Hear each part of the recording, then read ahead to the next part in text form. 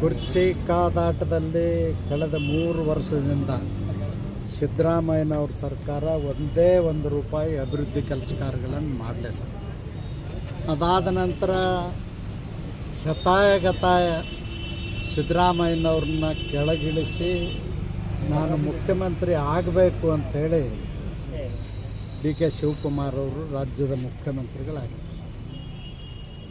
ರಾಜ್ಯದಲ್ಲಿ ಬರ ತಾಂಡವಾಡ್ತಾ ಇದೆ, ಜನ ಗುಳೆ ಹೋಗ್ತಾ ಇದ್ದಾರೆ.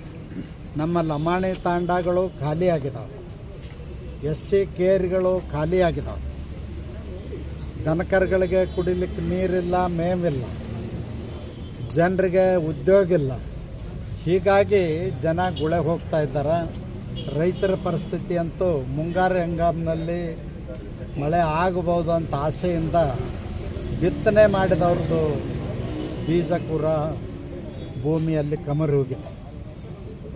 ಒಂದು ಕಡೆ ರೈತರು ಸಾಲ ಸೋಲ ಮಾಡಿಕೊಂಡವರು ಆತ್ಮಹತ್ಯೆ ಮಾಡಿಕೊಳ್ಳುವಂಥ ಸ್ಥಿತಿಗೆ ಹೋಗಿದ್ದಾರೆ. ಇನ್ನೊಂದು ಕಡೆ ಕುರ್ಚಿ ಕಾದಾಟದಲ್ಲಿ ರಾಜ್ಯ ಸರ್ಕಾರ ಇವತ್ತು DK ಶಿವಕುಮಾರ್ ಅವರು 2 ತಿಂಗಳಾಯಿತು ಮುಖ್ಯಮಂತ್ರಿ ಆಗಿ, ಒಂದೇ ಒಂದು ರೂಪಾಯಿ ಅಭಿವೃದ್ಧಿ ಕೆಲಸ ಕಾರ್ಯಗಳನ್ನು ಮಾಡಿಲ್ಲ, ಜನರಿಗೆ ಉದ್ಯೋಗ ಕೊಟ್ಟಿಲ್ಲ, ಬರಗಾಲ ಕಾಮಗಾರಿ ಘೋಷಣೆ ಮಾಡಲಿಲ್ಲ, ಮತ್ತು ರೈತರಿಗೆ ಪರಿಹಾರ ಕೊಡಲಿಲ್ಲ. ನಾವು ಅನೇಕ ಬಾರಿ ಒತ್ತಾಯ ಮಾಡಿದ್ದೀವಿ. ಮುಖ್ಯಮಂತ್ರಿಗಳು ಚಿತ್ರದುರ್ಗ ಬಂದು ಸಭೆ ಮಾಡಿದರೆ ಹೊರತು 1 ರೂಪಾಯಿ ಕೊಡಲಿಲ್ಲ. ಇವತ್ತು ಇಡೀ ರಾಜ್ಯದಲ್ಲಿ 27 ಜಿಲ್ಲೆಗಳಲ್ಲಿ ಬರ ತಾಂಡವಾಡ್ತಾ ಇದೆ. ಒಂದೇ 1 ರೂಪಾಯಿ ಕೊಟ್ಟಿಲ್ಲ, ಒಂದೇ ಒಬ್ಬರಿಗೂ ಕೂಲಿ ಕೆಲಸ ಕೊಟ್ಟಿಲ್ಲ, ದನಕರುಗಳಿಗೆ ಮೇವು ಬ್ಯಾಂಕ್ ಮಾಡಲಿಲ್ಲ, ದನಕರುಗಳಿಗೆ ಗೋಶಾಲೆ ಮಾಡಲಿಲ್ಲ. ಇಂಥ ಒಂದು ಕೆಟ್ಟ ಸರ್ಕಾರವನ್ನು ನನ್ನ 75 ವರ್ಷದ ಜೀವನದಲ್ಲಿ ನಾನು ನೋಡಿಲ್ಲ. ಬಂಡತನದಿಂದ ಇವತ್ತು ವಿಧಾನಸೌಧದಲ್ಲಿ ಕೂತಿದ್ದಾರೆ. ಅದು ಹ್ಯಾಕೆ ಕೂತಿದ್ದಾರೆ? ಎಲ್ಲ ಪೇಮೆಂಟ್ ಸೀಟ್ ಅಂತೇಳಿ ಅವರ ಹಿರಿಯ ಶಾಸಕರು ಮಾಜಿ ಮಂತ್ರಿಗಳೇ ಮಾತಾಡ್ತಾ ಇದ್ದಾರೆ. ಇವತ್ತಿನ ಸರ್ಕಾರ ಅಂದರೆ ಎಲ್ಲ ಪೇಮೆಂಟ್, ಯಾರಿಗೂ ಪುಕ್ಕಟ್ಟೆ ಮಂತ್ರಿ ಮಾಡಿಲ್ಲ. 2 ತಿಂಗಳಾತು ಮಂತ್ರಿಮಂಡಲ ವಿಸ್ತರಣೆ ಮಾಡಿರ್ಬೇಕಾದ್ರೆ ತಿನ್ನಿಕಾಡಿ ಮಾಡಿ ವಾರಗಟ್ಟಲೆ ಆದ್ರೂ ಇವತ್ತು ಖಾತೆ ಹಂಚಿಕೆ ಆಗಿಲ್ಲ. ಯಾವ ಮಂತ್ರಿನೂ ಯಾವ ಖಾತೆ ಮಂತ್ರಿ ಅಂತ ಯಾವ ಜಿಲ್ಲೆಗೆ ಹೋಗ್ಬೇಕು, ಅವರು ಯಾವ ಜಿಲ್ಲೆಗೆ ಹೋಗ್ಬೇಕು? ಹೀಗಾಗಿ ಆಡಳಿತದ ಮೇಲೆ ಬಿಗಿ ತಪ್ಪಿದೆ, ಜನ ರೋಷ ಹೋಗಿದ್ದಾರೆ. ಅದಕ್ಕೆ ನಾನು ಸರ್ಕಾರಕ್ಕೆ ಆಗ್ರಹ ಮಾಡ್ತೀನಿ, ಕೂಡಲೇ ಎಲ್ಲ ಜಿಲ್ಲೆಗಳಲ್ಲಿ ಬರ ಕಾಮಗಾರಿಗಾಗಿ 100 ಕೋಟಿ ರೂಪಾಯಿ ಬಿಡುಗಡೆ ಮಾಡಿ. 100 ಕೋಟಿ ಅಂದರೆ 8-10 ವಿಧಾನಸಭಾ ಕ್ಷೇತ್ರ ಇರ್ತಾವೆ. 1 ಕೋಟಿಗೆ 8-10 ಕೋಟಿ ಬರ್ತವೆ.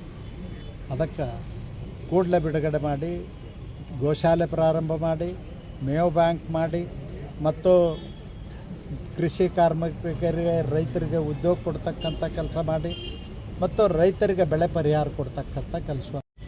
ವಿಮಾ ಏನದ ರೈತರು ಇವತ್ತು ಹಣ ಕಟ್ಟಿ ಮಾಡಿಸ್ಕೊಳ್ಳೋಂಥ ಪರಿಸ್ಥಿತಿ ಒಳಗಿಲ್ಲ. ಅದಕ್ಕೆ ಬರಗಾಲದ ಒಂದು ಭಾಗವಾಗಿ ರೈತರ ಪಾಲಿನ ಬೆಳೆ ವಿಮೆಯನ್ನು ಸರ್ಕಾರನೇ ಕಟ್ಟಿದರೆ ಅವ್ರಿಗೆ ಪೂರ್ಣ ಪ್ರಮಾಣದಲ್ಲಿ ಇವತ್ತು ಬೆಳೆ ವಿಮಾ ಸಿಗೋದ್ರಿಂದ ಒಂದು ಪರಿಹಾರ ಆಗ್ತದೆ, ರೈತರಿಗೆ ಸ್ವಲ್ಪ ಉಸಿರಾಡಿಸ್ಲಿಕ್ಕೆ ಅನುಕೂಲ ಆಗ್ತದೆ. ಅದಕ್ಕೆ ಮಾಡಬೇಕು ಅಂತ ಒತ್ತಾಯ ಮಾಡ್ತೀನಿ. ಇನ್ನು ಸಿದ್ದರಾಮಯ್ಯನವರು ಮೊದಲು 13ರಿಂದ 18ರವರೆಗೂ ಮುಖ್ಯಮಂತ್ರಿ ಆಗಿದ್ದರು. 2023ರಿಂದ 26ರವರೆಗೂ 3 ವರ್ಷ ಮುಖ್ಯಮಂತ್ರಿ ಆದರು. 3 ಹಿಂದುಳಿದ ಆಯೋಗಗಳನ್ನು ನೇಮಿಸಿದರು. ಒಂದು ಕಾಂತರಾಜ್ ವರದಿ, 2ನೇದ್ದು ಜಯಪ್ರಕಾಶ್ ಹೆಗಡೆ ವರದಿ, ಇವತ್ತು 3ನೇ ವರದಿ ರಾಜೀನಾಮೆ ಕೊಡೋದನ್ನು ತಗೊಂಡ್ರು, ಮಧುಸೂದನ ವರದಿ. ಯಾವುದನ್ನೂ ಮಾಡಲಿಲ್ಲ, ತಿಪ್ಪೆಗೆ ಎಸೆದರು. ಇವತ್ತು ಹೇಳ್ತಾ ಇದ್ದಾರೆ ಅವ್ರಿಗೆ ಏಕಾಏಕಿ ಜ್ಞಾನೋದಯ ಆಗ್ಯದ, ಕನಸು ಬಿದ್ದದು ಹಿಂದುಳಿದವ್ರ ಬಗ್ಗೆ. ಅವರಿಗೆ ನಾನು ನ್ಯಾಯ ಕೊಡದಿದ್ದರೆ ಹೋರಾಟ ಮಾಡ್ತೀನಿ ಅಂತ ಹೇಳಿದ್ದಾರೆ. ಅದಕ್ಕಾಗಿ ಏನಂದ್ರೆ ಇದರ ಅರ್ಥ DK ಶಿವಕುಮಾರ್ ಅವ್ರ ಸರ್ಕಾರವನ್ನು ಅಸ್ಥಿರಗೊಳಿಸುವಂಥ ಒಂದು ಪ್ರಯತ್ನವನ್ನು ಸಿದ್ದರಾಮಯ್ಯನವ್ರ ಟೀಮ್ ಮಾಡ್ತಾ ಇದೆ ಅಂಥೇಳಿ ಭಾಳ ಸ್ಪಷ್ಟವಾಗಿ ಎದ್ದು ಕಾಣ್ತದೆ. ನಾನು ಈ ಸಂದರ್ಭದಲ್ಲಿ ಹೇಳಲಿಕ್ಕೆ ಬಯಸ್ತೇನೆ, ಸಿದ್ದರಾಮಯ್ಯನವರಾಗಲಿ ಅಥವಾ ಡಿ ಕೆ ಶಿವಕುಮಾರ್ ಮುಖ್ಯಮಂತ್ರಿಗಳು ಯಾರೇ ಇದ್ದರು, ನೀವು ಇದು ಮಾಡಿ. ಕಾಂತರಾಜ್ ವರದಿಯನ್ನು ಯಾಕೆ ನೀವು ಒಪ್ಪಿಕೊಳ್ಳಿಲ್ಲ? ಜಯಪ್ರಕಾಶ್ ಹೆಗಡೆ ಅವ್ರ ವರದಿಯನ್ನು ಯಾಕೆ ಒಪ್ಪಿಕೊಳ್ಳಿಲ್ಲ? ಇವತ್ತು ಮಧುಸೂದನದ ಇದೊಂದು ನಾಟಕ ಮಾಡಿ ಜನರಲ್ಲಿ ಗೊಂದಲ ಸೃಷ್ಟಿ ಮಾಡೋದ್ರ ಬದಲಾಗಿ ಅಧಿಕಾರ ಬಂದಾಗಿ ಮಾಡಿ ತೋರಿಸ್ಬೇಕಾಗಿತ್ತು. ಮಾಡದೇ ಇರೋದನ್ನು ನಾನು ಖಂಡಿಸ್ತೇನೆ. ಸರ್, ಸರ್ಕಾರ ಅವಧಿ ಪೂರ್ಣ ಮಾಡುತ್ತೆ ಅನ್ಸುತ್ತೆ ಸರ್. ಸರ್ಕಾರದ ಅವಧಿ ಪೂರ್ಣ ಆಗುತ್ತೆ ಅಂತ ಸರ್. ಇವತ್ತಿನ ಪರಿಸ್ಥಿತಿ ನೋಡಿದ್ರೆ ನಿಮಗೆ ಅನ್ನಿಸ್ತದಲ್ಲ, ಈಗ ಒಂದು ಮತ್ತೆ 4 ಮಂದಿನ ಬದಲು ಮಾಡಿ 4 ಮಂದಿನ ತೊಗೊಳಕ್ಕೆ ಹೊಂಟಾರತ್ತ. ಈಗ ಮತ್ತು ಅವರು ಪಾಪ ಎಲ್ಲೆಲ್ಲೋ ಪೇಮೆಂಟ್ ಕೊಟ್ಟವರು ಅದು ಅವ್ರು ಏನು ಮಾಡ್ಬೇಕು? ಅದಕ್ಕೆ ಕಷ್ಟದಲ್ಲಿದೆ. ಇಲ್ಲಿ ಮೀಸಲಾತಿ ವ್ಯವಸ್ಥೆ ಬಂದಿರತಕ್ಕಂಥದ್ದು 1950. 1950ರಲ್ಲಿ ಬಂದಾಗ ಏನು ಪ್ರಶ್ನೆ ಬಂತು ಅಂದ್ರೆ, ಮಹಾತ್ಮ ಗಾಂಧೀಜಿಯವ್ರ ನೇತೃತ್ವದಲ್ಲಿ ಅಂಬೇಡ್ಕರ್ರು, ಪಂಡಿತ್ ಜವಾಹರ್ಲಾಲ್ ನೆಹರು ಅವರು, ಸರ್ದಾರ್ ವಲ್ಲಭಭಾಯಿ ಪಟೇಲರು, ಬಾಬು ಜಗಜೀವನ್ ರಾಮ್ರವರು, ಇಂಥ ದೇಶದ ಹಿರಿಯ ನಾಯಕರೆಲ್ಲರೂ ಕೂಡಿ ಅಸ್ಪೃಶ್ಯರದು ಭಾಳ ಹೀನ ಸ್ಥಿತಿ ಇತ್ತು. ಅವ್ರನ್ನ ಯಾರೂ ಮುಟ್ಟಿಸ್ಕೊಳ್ತಿದ್ದಿಲ್ಲ, ಊರೊಳಗೆ ಬರ್ಗೊಡ್ತಿದ್ದಿಲ್ಲ. ಎಂಥ ಕೆಟ್ಟ ಪರಿಸ್ಥಿತಿ ಒಳಗಿದ್ದರು. ಅವ್ರಿಗೆ ಜಮೀನಿಲ್ಲ, ಉದ್ಯೋಗ ಇಲ್ಲ.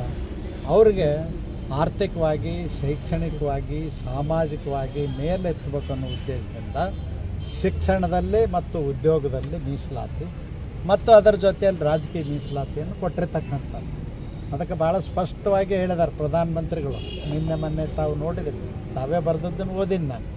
ಏನು ಹೇಳಿದಾರೆ? ಎಲ್ಲಿವರೆಗೂ ಈ ದೇಶದಲ್ಲಿ ಅಸ್ಪೃಶ್ಯತೆ ಇರ್ತದ, ಜಾತಿ ವ್ಯವಸ್ಥೆ ಇರ್ತದ, ಅಲ್ಲಿವರೆಗೂ ಮೀಸಲಾತಿ ಇರ್ತದೆ.